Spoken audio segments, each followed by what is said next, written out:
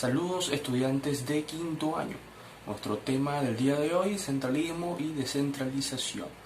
Estos dos son conceptos predominantemente de tipo económico y político, pero que puede tener implicaciones que van desde lo geográfico hasta lo social. Sin más preámbulo, los dejo con la explicación de este tema. Centralismo y descentralización. Vamos a iniciar con una definición de lo que es el centralismo, que lo podemos establecer como un concepto predominantemente de tipo económico y político. Bajo este concepto, el Estado políticamente centralizado es aquel en el cual el ejercicio de la función legislativa, como el mantenimiento del orden público, la administración de la justicia, los servicios públicos y otras actividades inherentes a la administración del gobierno, todo está concentrado en el poder central, es decir, el poder ejecutivo o poder nacional. Es decir, que bajo este sistema de centralización se acumula todo lo que tiene que ver con las tareas administrativas que se ejercen sobre el territorio nacional en dicho poder central. En esta forma de administración, el Estado centralizado toma a su cargo la obligación de dar satisfacción a todas las necesidades de interés general. En esta forma, no existe lo que se conoce como cantidades menores territoriales, como lo son los estados y los municipios. Pero hay una excepción. La legislación reconoce la existencia jurídica de lo que son los municipios. E inclusive, en Venezuela, los regímenes autocráticos no han desconocido la existencia del municipio e inclusive existió la elección popular de los miembros de los consejos municipales. Anteriormente, los concejales eran también, bajo este modelo centralizado, impuestos por dicho poder central. Entre los elementos constitutivos del centralismo tenemos primero que crece el centro, pero se debilita la provincia. Esto debido a que, como todo se decide en el poder central, que usualmente se ubica en la capital, que en este caso sería Caracas, toda la gente del país debe trasladarse a dicha capital para solicitar algo, comprar, vender, estudiar, ejercer política o cualquier otro tipo de situación. Por ese motivo, entonces, la provincia se debilita. Otro motivo, además de este, por el cual la provincia se ve debilitada, es por el hecho de que las decisiones, al ser tomadas por el poder central, esto obviamente va a ser una decisión o va a incluir lo que son políticas homogéneas de una sola característica, que no tome en cuenta que cada provincia tiene sus propias características geográficas, poblacionales propias. Por ese motivo, al decidirse todo en Caracas, esas decisiones políticas económicas no siempre van a ir de la mano con las características propias de cada provincia. Esto es entonces lo que es el gobierno centralizado. Hoy en día no existen una gran cantidad de ejemplos de gobiernos que apliquen netamente este centralismo puro. Si existen algunos tipos de centralismos a su vez descentralizados o dispersos, como lo son por ejemplo los gobiernos del país de Mónaco, o también un centralismo que existe en el gobierno francés. Vamos ahora con lo que es la descentralización, que lo vamos a definir como la dispersión de la autoridad. Más específicamente, es la acción de transferir a diversas corporaciones o personas parte de la autoridad o funciones ejercidas por el gobierno supremo del Estado.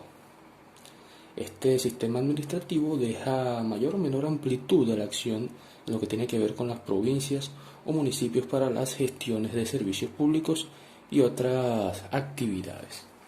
Sin embargo, y esto siempre, en todo hay una excepción a la regla, dentro de la descentralización debe existir centralismo, es decir, que la descentralización, debe de contar con una organización u organismo central que regule, que genere lo que es esa unidad de todas esas dispersiones de la autoridad. Es decir, que en toda descentralización siempre hay igualmente cierto centralismo, debe existir cierto centralismo.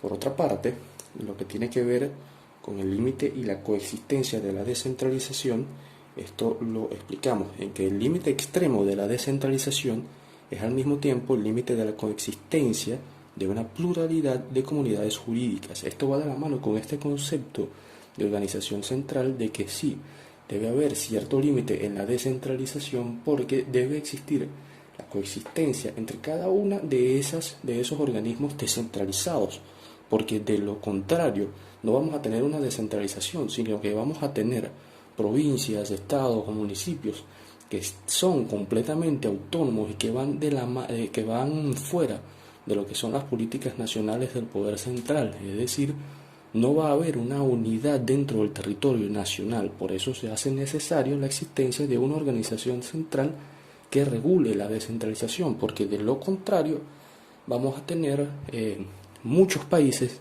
dentro de un país, por así decirlo. Existen dos formas de descentralización.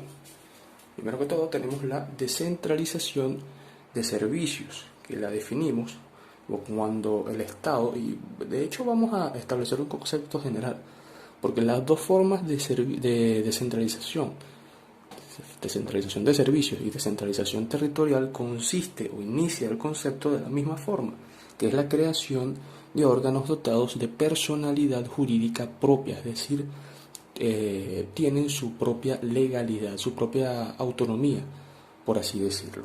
Entonces, la descentralización por servicios viene siendo la creación de dichos órganos con autonomía propia, a lo cual el Estado atribuye determinadas funciones relacionadas a todo lo que tiene que ver con los servicios públicos, como la educación, como el transporte, como el aseo, como todos los tipos de servicios básicos que existen dentro de un país, que son responsabilidad del Estado, pero que delega a cada uno de esos organismos descentralizados para cumplir estas funciones relacionadas a dichos servicios.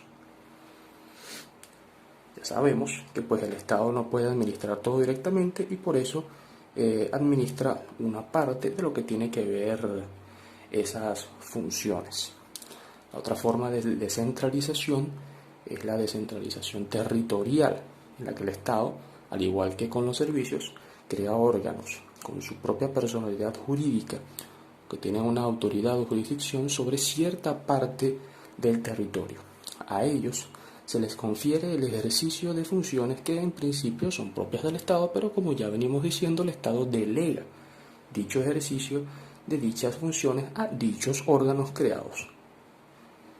Estos órganos, por tener autonomía y fines propios, nombran a sus propios titulares. Un ejemplo de lo que es la descentralización territorial pueden ser los municipios, que cuentan con cuerpos autónomos. La municipalidad o ayuntamiento puede crear normas de aplicación regional. Los actos realizados por estos órganos no se consideran como realizados por el Estado como tal, ni como actos administrativos del mismo gobierno, sino como administración autónoma. Y los órganos que lo realizan son órganos del Estado, no son órganos del Estado, sino órganos públicos de calidad específica. Llegar a establecer lo que son las ventajas y lo que son las desventajas de un modelo centralizado y de un modelo descentralizado tiene que ver muchísimo con lo que es nuestro criterio propio y nuestra capacidad de establecer cuál es más beneficioso y cuál es más perjudicial dependiendo de la realidad en la cual queramos aplicar estos conceptos. Entonces ahora vamos a discutir en nuestro chat sobre las posibles ventajas y desventajas de estos dos modelos. Esto ha sido todo por nuestro video del día de hoy.